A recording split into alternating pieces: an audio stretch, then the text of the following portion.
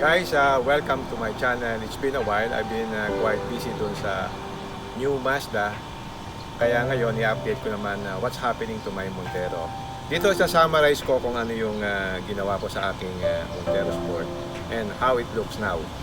Simple lang yung upgrade na ginawa ko dito. Simple exterior upgrade, mags, tint, matting, and then some pagpapalagay ng makaunting mga stickers. Yun lang ginawa ko. So ito na ngayon naging hitsura niya. Halika, tingnan natin kung how it looks now. And I hope nakapagbigay ito sa inyo ng inspiration somehow. Tara, tingnan natin.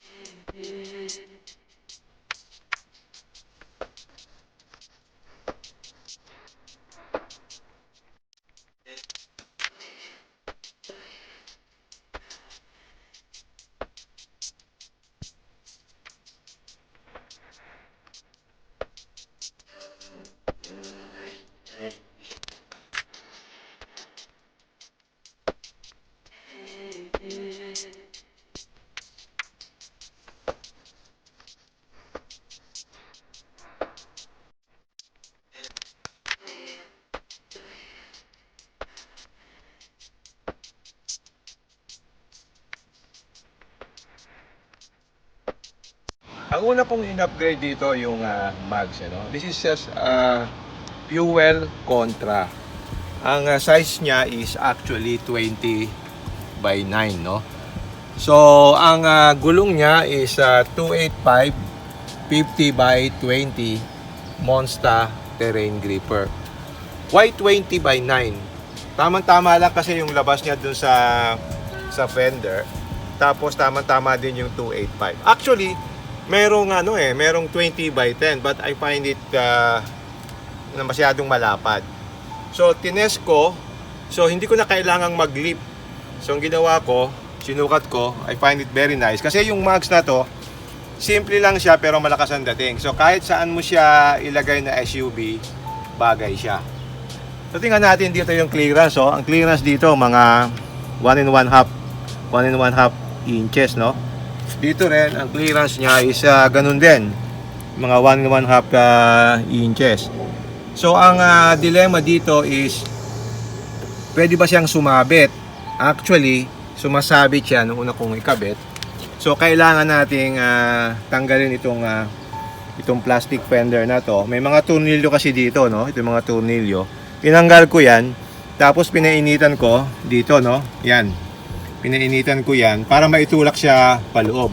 So para pag lumiko to, hindi siya sumasabit dito sa fender. So gabuhok lang yung yung clearance na kailangan mo, pero I was able to do it parang DIY.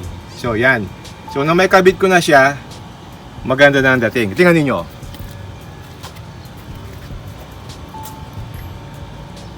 Yan oh. Nakita mo dito yung profile niya sa side. Napakaganda, di ba?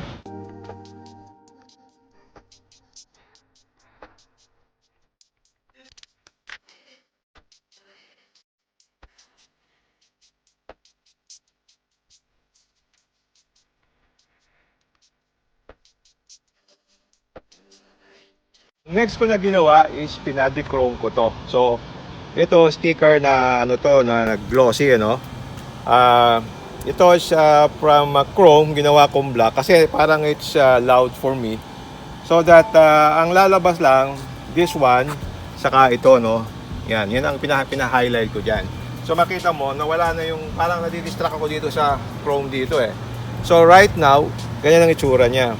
Actually, may nagsabi sa akin na pa-black ko ito, pero nadidiliman na ako kasi masyadong black na. Nagiging very aggressive yung look. Ito parang parang semi-formal yung look. Ginawa kong upgrade ito. Pinabalutan ko rin ng gloss na sticker to, no? Kasi ito, since yung chrome doon tinanggal ko na rin yung chrome na to para mag-match siya. Tapos, pati itong handle na to is dati chrome siya. So, pina-black sticker ko na rin. Makita mo siya, oh, yung kulay niya matches the black color. So, para din siyang pintura. So, sa harap, at saka dito sa likod, is the same. So, nagiging black siya.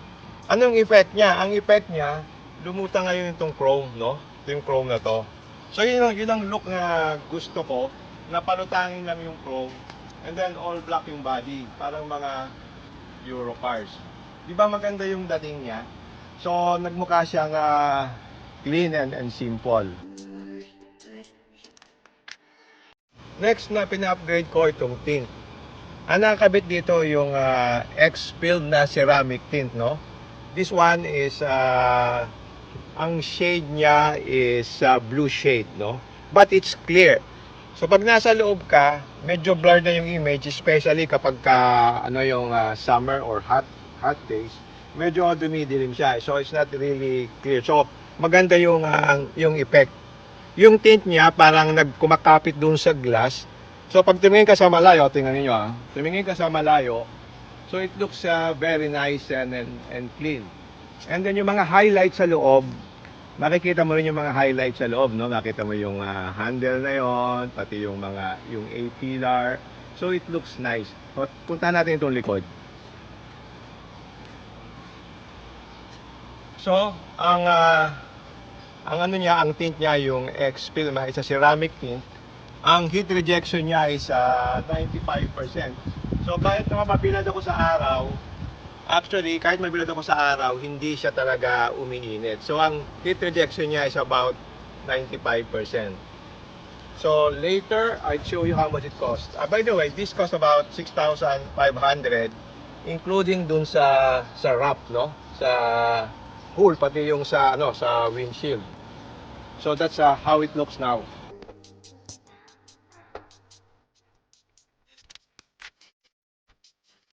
Ang isa pa sa ibin-upgrade ko, itong muffler tip, no? Ito. So yan, naging parang siya ngayon, hindi siya bilog. This is like a wide na paganyan ng itsura. And this one is chrome. So magandang dating, malapad siya. It's not too big, it's not too small. So medyo nakalabas ng konti dito, so it looks nice. So pag tingnan mo sa likod sa side profile, ang ganda niya. So tingnan natin ulit sa malayo.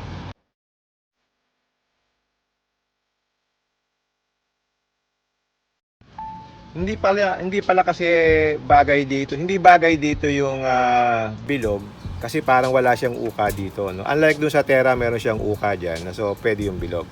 So dito parang medyo ellipse. So mas maganda yung dating. Yeah, it looks na more premium. Maliwanag yan. Kitang-kita mo yung puti.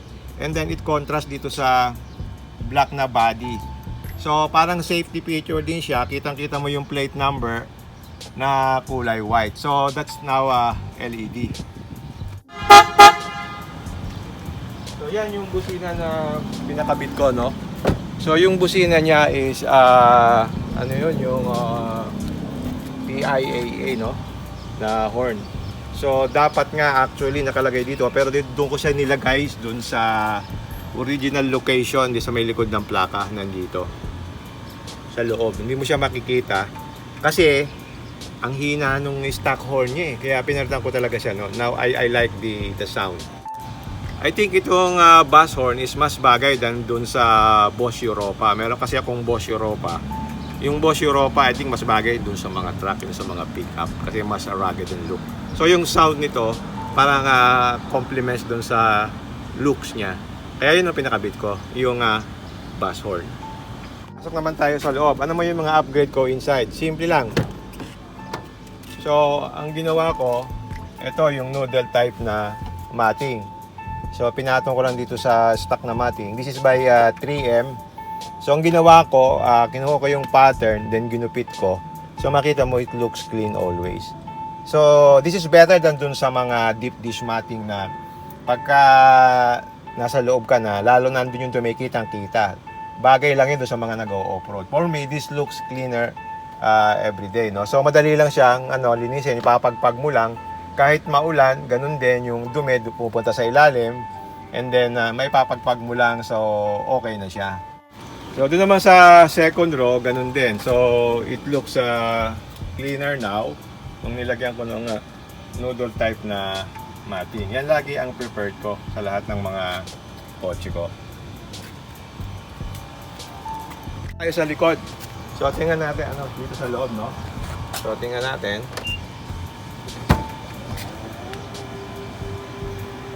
Since yung tint ko is clear, so kailangan kong bumili nitong tonneau cover.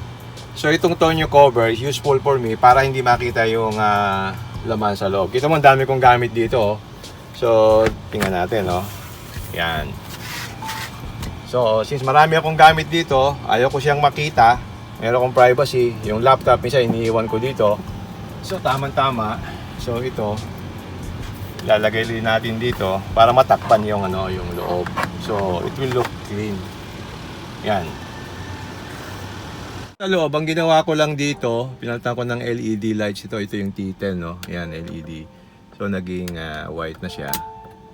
Yan. So sa gabi, mas maliwanag siya. Kasi dati ito is yellowish eh. So pinalitan ko siya ng white para mas maganda. So madali lang naman siyang palitan. So the same dito rin sa sa middle row, ginawa ko din siyang white. So yan lang ang ginawa ko dito. Okay, yan na ngayon ang final look niya. Clean siya at very simple pero malakas ang dating.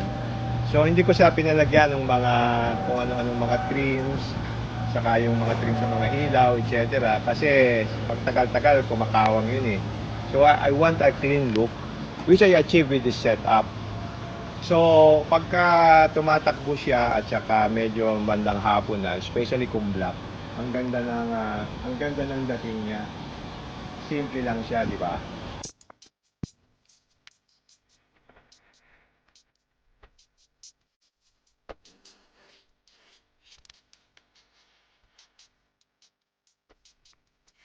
Just a tip, sa pagmo-modify nga pala ng sasakyan, kanya-kanya tayo ng taste, di ba? So, depende sa taste mo. Pero at the same time, kailangan mo ding mag-research. At pagka nakapag-decide ka na kung ano yung gusto mong look, then execute the plan. Alright.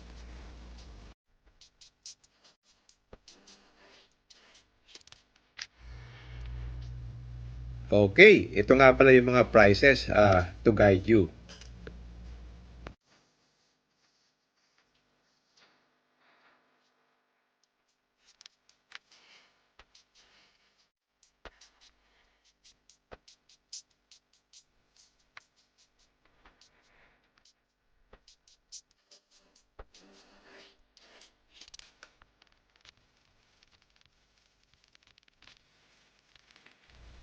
Okay, if you like this video, don't forget to like, share, and subscribe. Until next time, see you again in my next vlog. Bye!